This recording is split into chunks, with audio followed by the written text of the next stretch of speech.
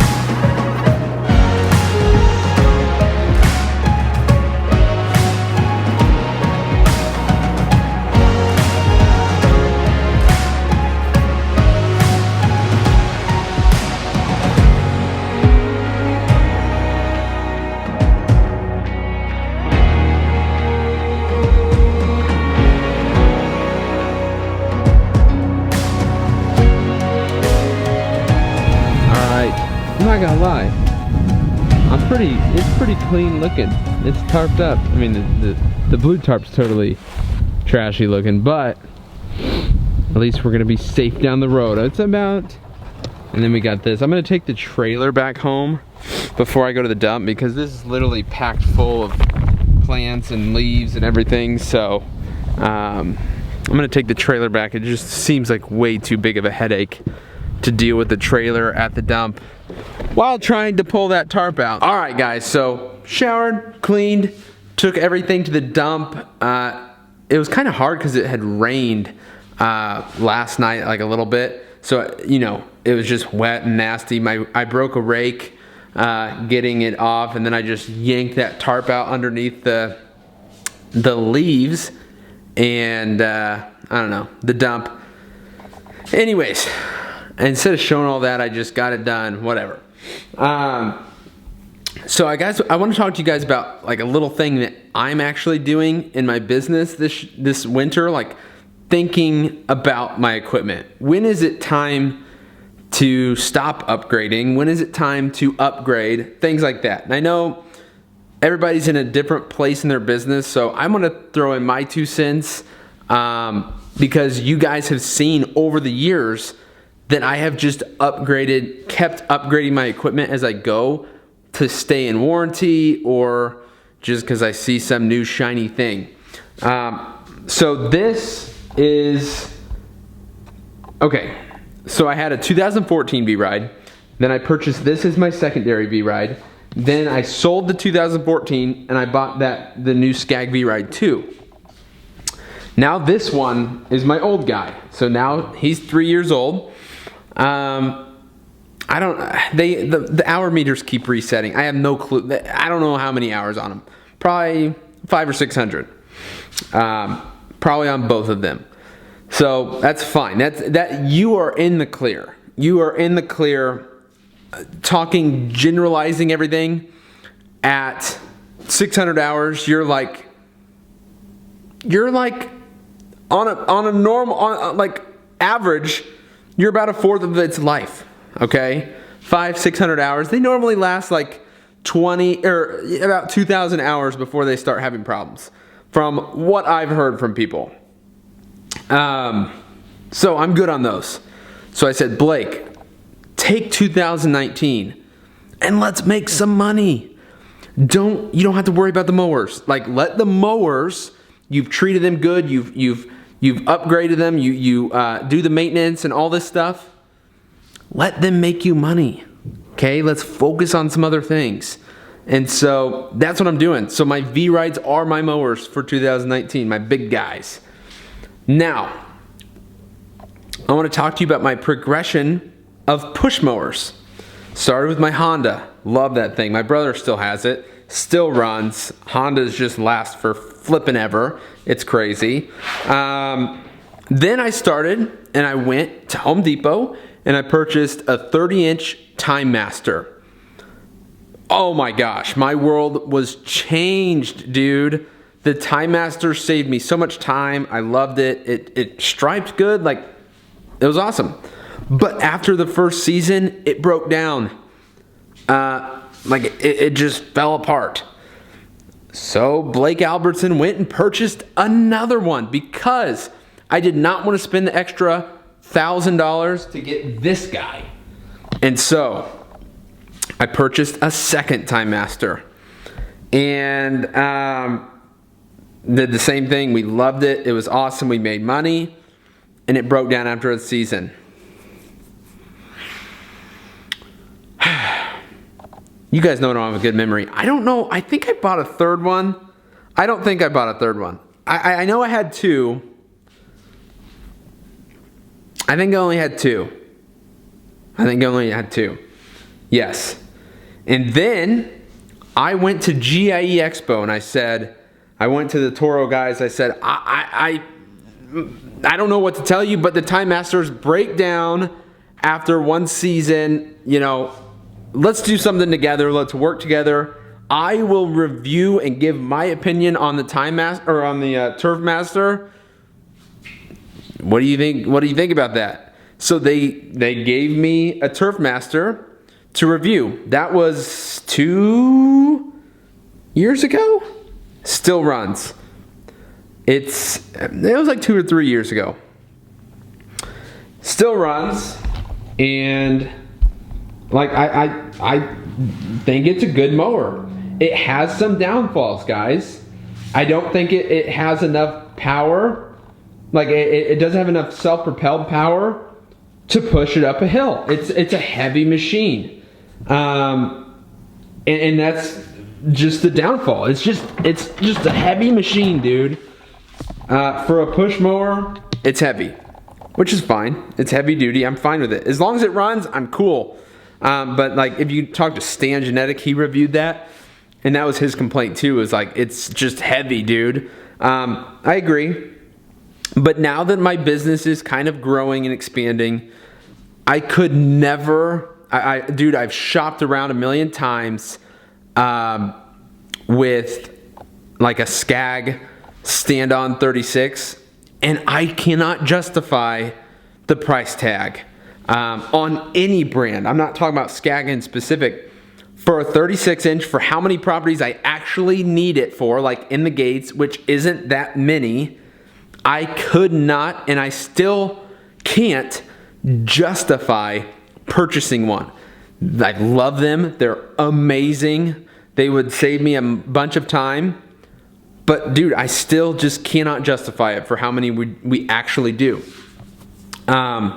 So, a couple years ago, I purchased a 36-inch Encore walk behind belt drive, and I hated it. The most dangerous little piece of equipment ever. And so I sold it after a week or two because I could not have an employee use it if I could barely use it. It was so dangerous. Never buy a belt drive anything, but the walk behinds are just, they're bad. At the beginning of last year, I purchased a lot of stuff last year. Thinking back, man, crazy. I purchased this guy. This is a 36-inch Encore Hydro this time. It's got a Pro Slide on it. Good little, what is that noise? Good little mower. It's got a flat tire right now, of course. It was It was good mower. Stripes like a king, dude. That thing is a beast at striping. Then, this year, you guys know we're a part of the Gravely Ambassador program, which got us this guy. This is a Pro Stance 36-inch stand-on unit. Awesome. This is the best Gravely mower I've ever used. Cut quality's good. I had better luck with the cut quality on the 36 than I did the 52 last year that I reviewed it. So I really like I am on the edge of purchasing this 36-inch. I'm on the edge. And this is where my information, my input on this video comes into play. Because I am actually in this situation right now. So I'm going through for 2019, how many properties am I actually going to use a 36-inch on? How much money is that going to bring in? Dude, I'm telling you, I told you guys in the videos, you got to do these delivery. Like, I was making a video, my doorbell rang, and my groceries are here. I don't have to get out of the house. I literally went from working, came home, showered, making a video, and my groceries magically appear at the door. It's free. Dude, you have to do it. I don't know why would you waste time going to the grocery store? Dumb. Anyways, let's go back over here and finish my conversation. Dude, that was a really weird moment for me. Yeah, dude, like this guy popped up at my door and I recognized his name. I was in like first, like elementary school basically, but he was like in my first and second grade classes. And I was like, do you remember me? Because first off, I've kind of changed, like even after high school, like some people I get just like stare downs. They don't know if it was me because I used to have like the Bieber hair and stuff. And I was a little chubbier and I was like, do you remember me? He's like, no. I'm like, Blake Albertson. He's like, oh dude, yeah, I follow you on Facebook. So it's pretty funny, man. We're growing up. It's weird to see people from like your childhood, and just with us, it's, dude, when you start doing things, you're going on your own path, you're running a business, like you lose contact and touch with, like, at least for me, like with my age group, basically buying a house and things, and they're in college or whatever. I'm trying my hardest. Anyway, back to the conversation. It was weird. But cool. We had a cool conversation. That's what it's about. That's what life's about, is making connections, staying connected. Anyways, so I'm debating about upgrading, purchasing this mower. I could sell the Encore. I could sell the Turfmaster, but I'm still going to be pouring money into it.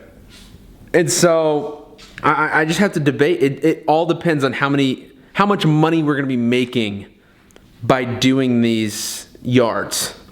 And you have to just run the numbers. Numbers do not lie, okay? So remember that. But so that's kind of like a debate. Here's the thing.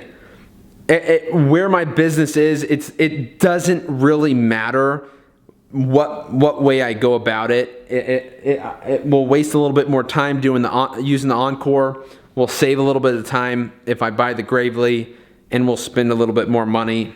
I don't know yet. I don't know. But it's even tougher decisions when you're younger in business, when your business is still maturing, and every business is still maturing, but when it's just smaller and there's not as much cash to just spend it on certain things you don't need to, especially if you have bills, a house, kids, a family, it's very tough decisions. And you guys know I'm a huge no debt guy. I don't like it. I think it's it can just break a business so fast. Like I said, especially if you have kids, especially if you have family, a house, and things like this. A truck payment and 2 mower payments, dude, could kill you in a slow time, or in the winter, or things like that. So that's why I put this information out there, to try to help you guys out. So let's say you only have one mower. Let's say you have an older 52 inch. It's got 1,500 hours on it. And the cut quality is not great, but it gets it done. And the problem is it breaks down all the time, and it's in the shop 2 times a month. Now you have to really think. You have to think, what is that time, gas money, and just downtime where you could be out working? What is that costing you per month? Driving to the shop, waiting at the shop, paying for the service at the shop, the yards you could have been doing when it's there for 2-3 days. Like, you have to put all this into, if it really is 2 times a month for 3 days a piece, you might really be considering another mower. Something with less hours on it or something like that. Still can go used, you can go new. Either way, you can go finance or you can pay cash. It's all on your situation and what your philosophy is on that. Now a truck is about the same thing, but a little bit more severe. Same thing, you have an older truck. I'm not talking about cosmetically. It doesn't matter, dude, as long as you get the job done. Same thing. If it's in the shop, you have crazy expenses from it being in the shop, things are going out, you might be looking and considering just another truck, used. Just, it doesn't have to be a big upgrade, just something that doesn't break down, a little bit more reliable. But in reality, sometimes people think that they're like, it keeps breaking down, and it really doesn't. It might happen like once or twice a year. I probably wouldn't upgrade the truck yet. But if it really is like once every couple weeks, then you probably need to upgrade it.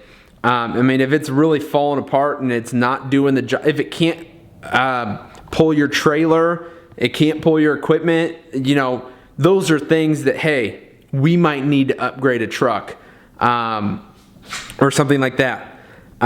Blowers and things like that. This is where the problem is, because they come out with a new blower and it's shiny, it's beautiful, it's got more power, all this stuff. I'm gonna cut it to you straight. Weekly mowing guys, I'm gonna get hate from this, but to be honest, I don't think it matters to upgrade to a little bit more powerful blower, because you don't really need that much power blowing off a sidewalk. I mean, really think about that. A sidewalk and even a driveway. Now, parking lot, like commercial, is different. You need power to push it up the curb and things like that. I get it. But residential, like weekly mowing, like, hey, it is better to have a more powerful. But if all you have is a handheld blower, I would never urge you that you have to have a $600 backpack blower to get the job done. You are going to get the job done just fine with that handheld blower. Trimmers, kind of the same way. I mean, I'm going from like a 111, the 110 and things like that, to probably the 94R, my next trimmer. Because I know that I don't need all that power. You just don't. I mean, for what I'm doing, just weekly maintenance, you don't really need all that power. So run the numbers, guys. What is it costing me downtime? What is it costing me shop fees? What is it costing me parts? What is it costing me just the like downtime where I could be out working and I can't because my truck's in the shop, my mower's in the shop, this, that. The truck's probably the most extreme, and then the mower, and handheld stuff isn't really a big deal. If you've been in business for, 3, 4, 5 and above, like, you're probably gonna have handheld blowers laying around, a couple backpack blowers. I mean, I got backpack blowers everywhere, man, just laying around in case I need them. So if one does break, it has to go to the shop, no big deal, we have a backup. But guys, don't get discouraged. Like,